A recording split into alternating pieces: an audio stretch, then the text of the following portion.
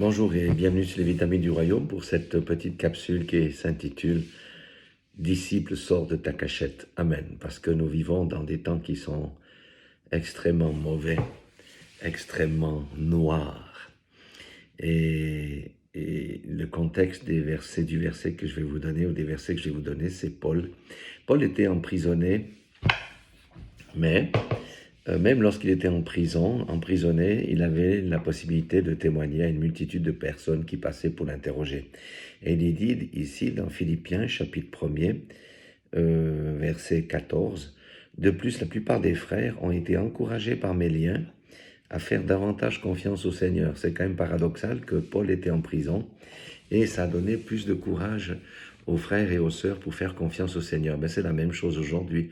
Nous savons que Christ revient bientôt et ça doit nous donner beaucoup plus de courage, véritablement, pour faire confiance au Seigneur et aux promesses qu'il nous a données. Et c'est surtout la deuxième partie du verset 14 qui m'intéresse ici.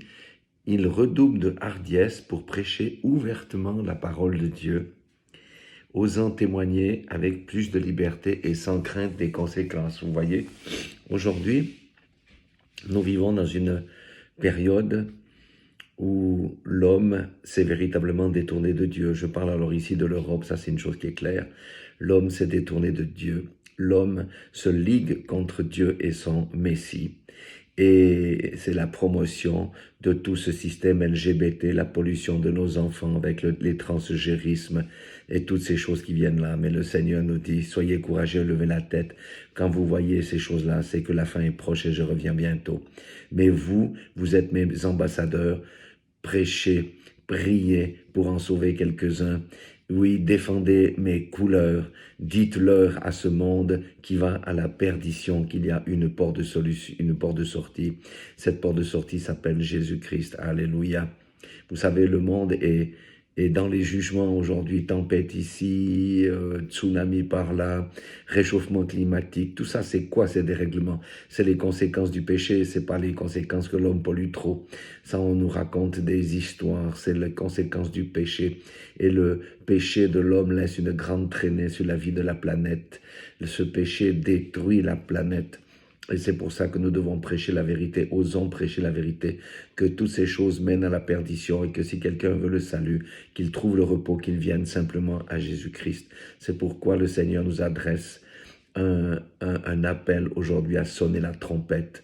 Disciple, sors de ta cachette, sois fier de ma bannière, prêche mon évangile, ne sois pas craintif des conséquences, car je suis avec toi, c'est ce qu'il dit ici.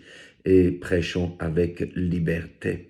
Voilà, c'est le cri du cœur, c'est le cri de l'évangile, c'était le cri déjà au temps de Paul, mais c'est le cri qui se répand aujourd'hui face à cette génération qui ne connaît plus le Seigneur, face à une génération perverse, face au dérèglement moral et aux dérèglements moraux qui prend place sur toute la planète et l'ennemi aimerait nous faire taire. Mais ne nous taisons pas, défendons les couleurs de Christ et soyons ses ambassadeurs. Soyez tous bénis, soyez tous remplis de courage et faites votre part. Le Seigneur est avec nous, ne nous l'oublions jamais. Que le Seigneur vous bénisse, que le Seigneur nous bénisse parce que je suis dans le lot comme vous et le Seigneur m'appelle aussi à prendre position. Que toute la gloire revienne au Seigneur Jésus-Christ. Amen. Et vous verrez, si vous le faites, le Seigneur va agir avec puissance.